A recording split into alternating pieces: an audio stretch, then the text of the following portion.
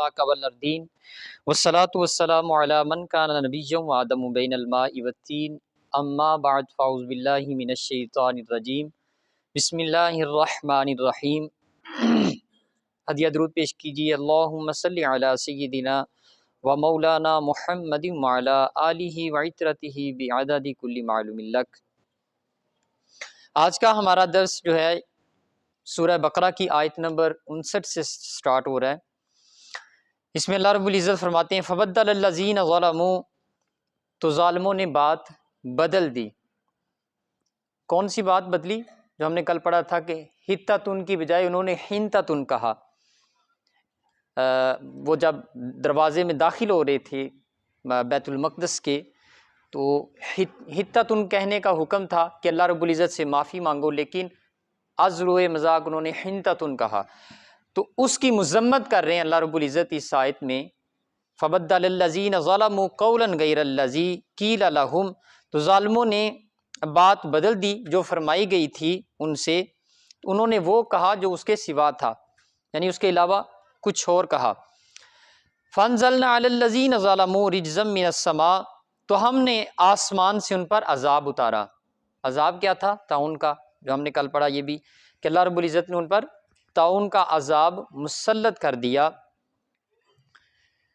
بما کانوا یفسقون، یہ بدلہ ہے ان کی بے حکمی کا، یعنی کہ انہوں نے جو حکم عدولی کی تھی، یہ اس کا اللہ رب العزت فرما رہے ہیں کہ ہم نے پھر اس کا بدلہ یہ لیا کہ ان پر وہ طاعون کا عذاب مسلط فرما دیا، جس سے ان کے بوڑھوں کی ہلاکت ہو گئی، ان کے بچے جو تھے وہ باقی رہ گئے۔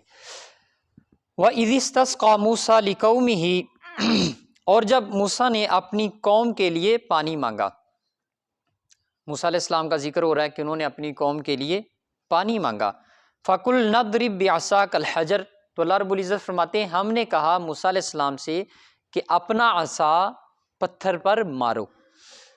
فَانْفَجَرَتْ مِنْهُ اثْنَتَا عَشْرَةَ عَيْنًا، تو فوراً اس میں سے 12 چشمے نکل پڑے۔ قَدْ عَلِمَ كُلُّ أُنَاسٍ مَشْرَبَهُمْ، ہر گروہ نے اپنا گھاٹ پہچان لیا۔ کُلُوا وَاشْرَبُوا مِن رِزْقِ اللَّهِ، تو اللہ رب العزت فرماتے ہیں ان سے ہم نے کہا کھاؤ پیو من رزق اللہ، اللہ نے جو رزق دیا ہے۔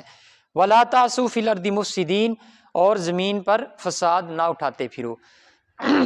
اس آیت کا شان نزول یہ ہے کہ جب مقام طی پر، جہاں پہ وہ 40 سال میں نے بتایا تھا کہ وہ پھرتے رہے، صبح کو سفر کرتے تھے شام تک، شام کو جب آرام کرتے تھے صبح پھر وہیں پہ ہوتے تھے، تو وہاں پر انہوں نے حضرت موسیٰ علیہ السلام سے یہ دعا کی تھی، عرض کی تھی کہ اے موسیٰ علیہ السلام آپ اللہ رب العزت سے دعا کیجئے کہ اللہ رب العزت ہمارے لیے پانی کا انتظام پیدا فرمائے۔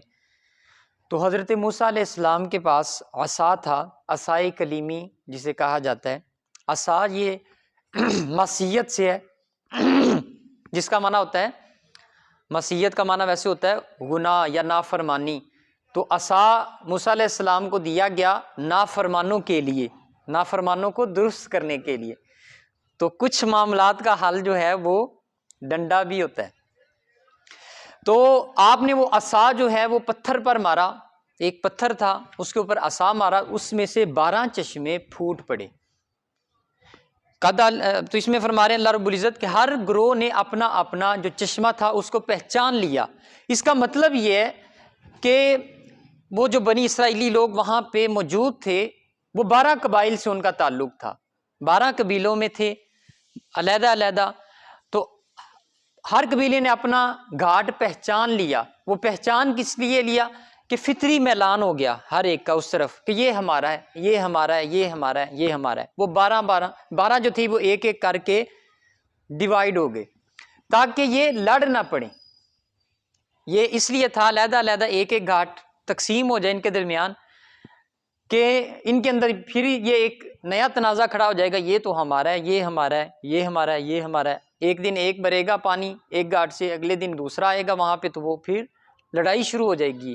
تو اس لیے ان کا ملان صرف ایک گھاٹ کی طرف ہو گیا کہ یہ قبیلہ یہاں سے پانی پیے گا۔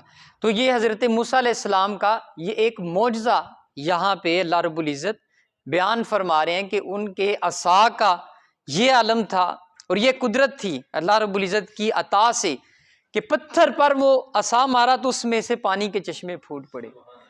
بادلوں سے پانی آنا تو معمول ہے، لیکن پتھر جو اتنا سخت ہوتا ہے اس میں سے اللہ رب العزت کے حکم سے وہ عصا کی برکت سے پانی کے چشمے جاری ہو گئے۔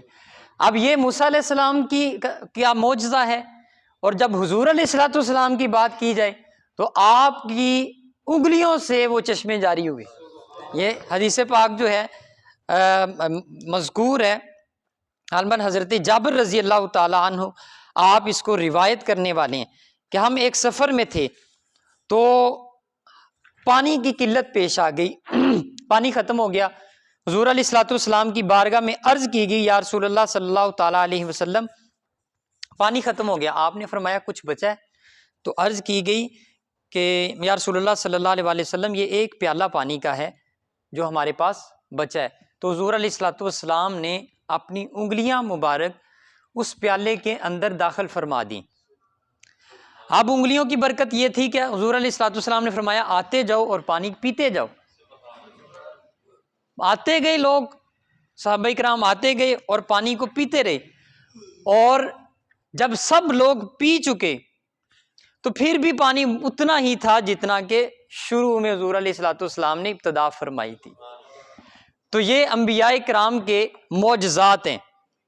یہ حضرت موسیٰ علیہ السلام کے وہ عصا کی برکت سے پتھروں میں سے آ رہے ہیں، حضور علیہ السلام کا معجزہ یہ کہ انگلیوں سے ہی چشمے آپ نے جاری فرما دیے۔ وَلَا تَعْثُوا فِي الْأَرْضِ مُفْسِدِينَ، اور زمین پر فساد نہ اٹھاؤ۔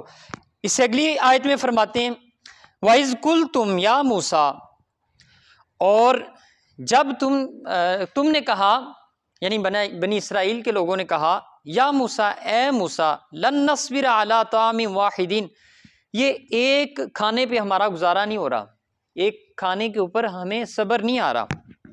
فادع لنا، اپنے رب سے دعا کریں، فادع لنا ربک، اپنے رب سے دعا کریں، یخرج لنا، کہ وہ ہمارے لیے نکالے، مما تنبت الارض، زمین میں سے جو اگنے والی چیزیں ہیں، من بقلیہا، وہ نکالے ہمارے لیے ساگ، وکسائیہا، اور ککڑی، وفومیہا، اور گندم، وعدسیہا، مسور مسر، وبصلیہا، پیاز۔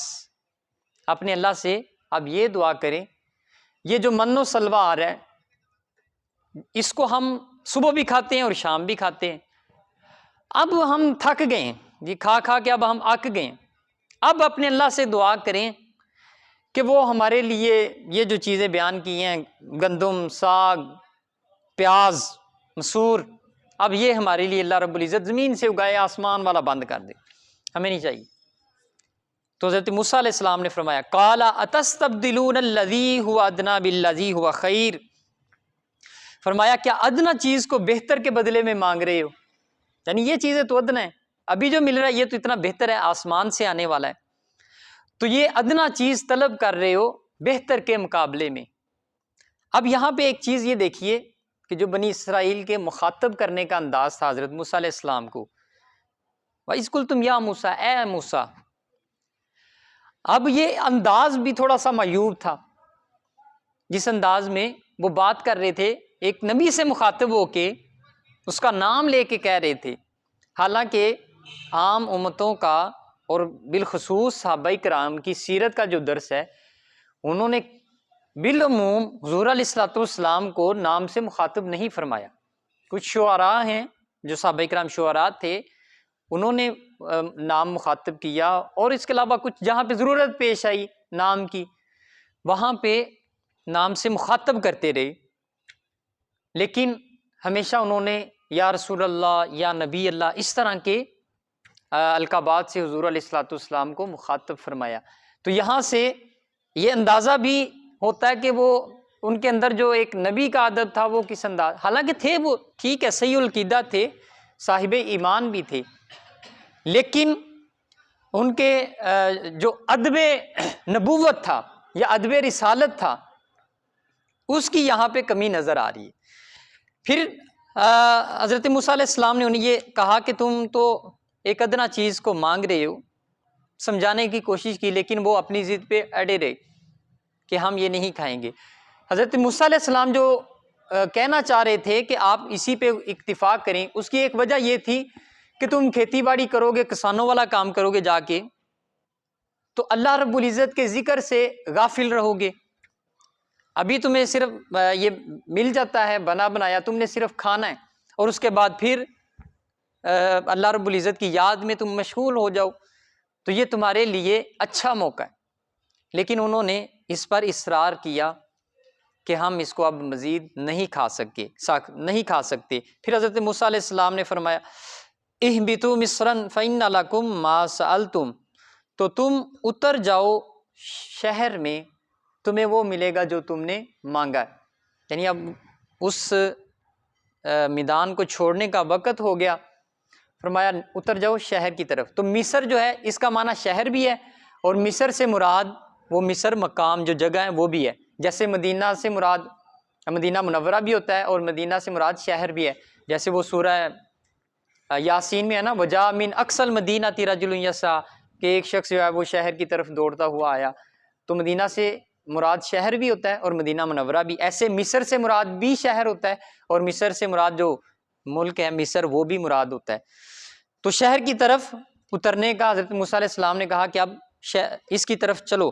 وَضُرِبَتْ عَلَيْهِمُ الذِّلَّةُ وَالْمَسْكَنَةُ، اور ان پر مقرر کر دی گئی خواری اور ناداری، ان پر خواری اور ناداری کو مقرر کر دیا، یعنی اب ان کی قسمت میں محنت لکھ دی گئی کہ یہ اب کریں، کیونکہ اللہ رب العزت کی جو عطا تھی اس پر یہ راضی نہیں ہوئے۔ وَبَاءُوا بِغَضَبٍ مِّنَ اللَّهِ، اور اللہ کے غضب میں لوٹے۔ یہ سب نہیں لوٹے، سارے اللہ رب العزت کے غضب میں نہیں لوٹے، کچھ صاحب ایمان تھے، لیکن ان میں عموماً اللہ کے غضب کی طرف لوٹ گئے، تو پھر یہ سب کے اوپر یہ حکم لگا دیا، یعنی کہ جز بول کے کل مراد، جز بولا ہے اور کل مراد ہے اس سے۔ تو اس لیے یہاں پہ جو حضرت موسیٰ علیہ السلام کے حلقہ بگوش رہے وہ اس سے خارج ہیں۔ ذالک بانہم کانوا یکفرون بآیات اللہ، یہ بدلہ ہے اس کا کہ انہوں نے اللہ کی آیتوں کا انکار کیا، یعنی اس وقت تو اللہ کی آیتیں جو تھیں وہ تورات کی صورت میں تھیں، تو تورات کو جھٹلایا انہوں نے۔ وَيَقْتُلُونَ النَّبِيِّينَ بِغَيْرِ الْحَقِّ، اور انبیاء کو ناحق شہید کیا۔ یہ بنی اسرائیل کا خاصہ رہا ہے کہ انہوں نے بہت سارے انبیاء کو شہید بھی کیا ہے۔ یہ قرآن مجید میں ایک جگہ پہ ہے لَنَنْصُرَنَّكُمْ، اس طرح سے اب میرے ذہن میں آیت نہیں، میں مفہوم بتا دیتا ہوں کہ اللہ رب العزت تمہاری انبیاء کی مدد فرماتے ہیں۔ تو یہاں پہ یہ سوال پیدا ہوتا ہے کہ اگر اللہ رب العزت انبیاء کی مدد فرماتے ہیں تو پھر انبیاء شہید کیسے ہوں گے؟ تو اس کا جواب یہ ہے کہ اللہ رب العزت مجاہدین انبیاء کی مدد فرماتے ہیں، یعنی جو میدان جہاد میں اتر گئے اس کو شکست نہیں ہو سکتی۔ جو بھی نبی جہاد کے میدان میں اترا ہے، اگرچہ وہ نمرود سے ٹکرا گیا ہے، تو اللہ رب العزت نے پھر شکست نہیں دی، جتنی بڑی طاقت سے وہ ٹکرائے جا کے۔ تو جو مجاہدین انبیاء نہیں تھے، کچھ ایسے بھی انبیاء جنہوں نے جہاد نہیں کیا، وہ انبیاء جو ہیں وہ اللہ رب العزت کے رستے میں شہید ہوئے ہیں، جیسے حضرت زکریا علیہ السلام ہیں۔ تو اس طرح یہ بنی اسرائیل کے کھاتے میں یہ بات جاتی ہے کہ انہوں نے انبیاء کو شہید کیا۔ ذالک بما عصوا وکانوا یعتدون، یہ بدلہ تھا ان کی نافرمانیوں اور حد سے بڑھنے کا۔ تو یہاں تک ہمارا آج ایک رکوع مکمل ہو گیا۔ خلاصہ جو ہے وہ یہ ہے کہ اس میں اللہ رب العزت نے جو بنی اسرائیل کے اوپر نعمت فرمائی تھی کہ ان کے لیے آسمان سے بنا بنایا کھانا اللہ رب العزت بھیجتے تھے من و سلویٰ کی صورت میں، تو انہوں نے اس کے اوپر اعتراض اٹھایا کہ اب یہ ہم کھا کے تھک گئے ہوئے ہیں۔ تو یہ ایک فطری تقاضا بھی تھا کہ انسان جو ہے وہ مسلسل جب ایک چیز کو کھاتا رہتا ہے تو اس سے وہ بیزاری کا اظہار کرنا شروع کر دیتا ہے۔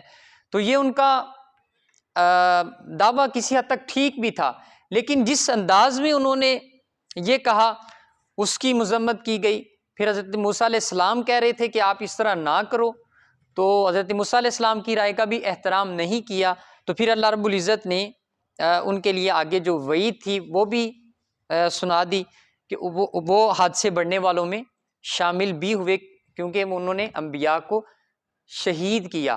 اب یہاں پہ دیکھیں، سب سے پہلی انہوں نے ایک مناسب بات تھی کہ حضرت موسیٰ علیہ السلام کی بات کو مان لیتے۔ یہاں پہ تھوڑی توجہ فرمائیے گا کہ جب حضرت موسیٰ علیہ السلام کہہ رہے ہیں کہ اس نعمت کے اوپر اکتفا کرو، نہ وہ ڈیمانڈ کرو جو تم کر رہے ہو، تو انہوں نے کہا نہیں ہمیں وہی چاہیے۔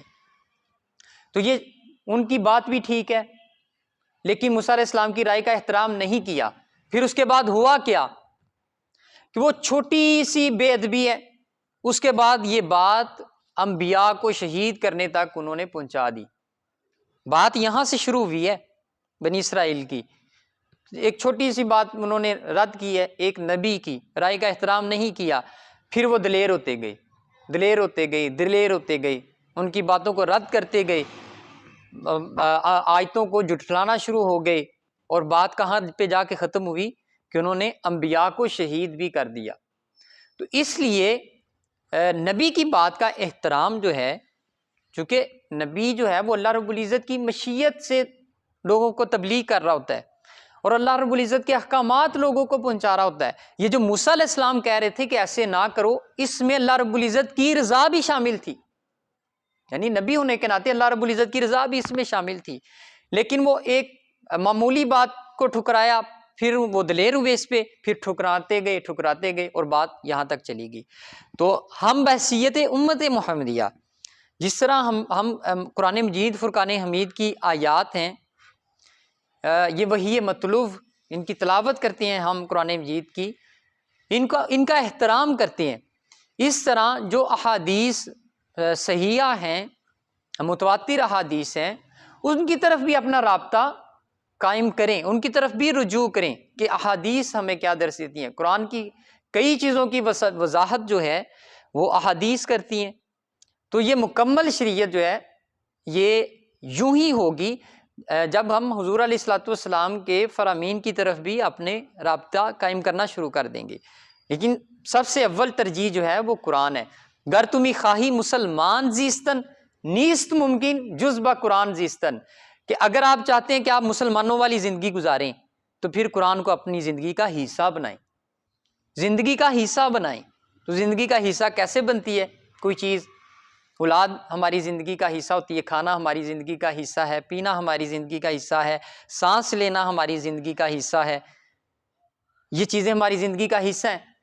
تو جب تک قرآن مجید اس جگہ پہ ہم نہیں لے کر آتے تو پھر اس کے بقول گر تمی خواہی مسلمان زیستن، پھر تم مسلمان کہلانے کے حقدار نہیں جب تک قرآن کو شامل نہیں کرتے۔ تو یہ ہمارا قرآن فہمی کا جو ایک مختصر سی کاوش ہے، اس پہ بھی دعا کریں کہ اللہ رب العزت اس میں مزید بہتری لائے اور ہمیں قرآن فہمی جو ہے وہ عطا فرمائے، قرآن مجید کے احکامات پہ عمل پیرا ہونے کی بھی توفیق عطا فرمائے۔ وما توفیقی الا باللہ۔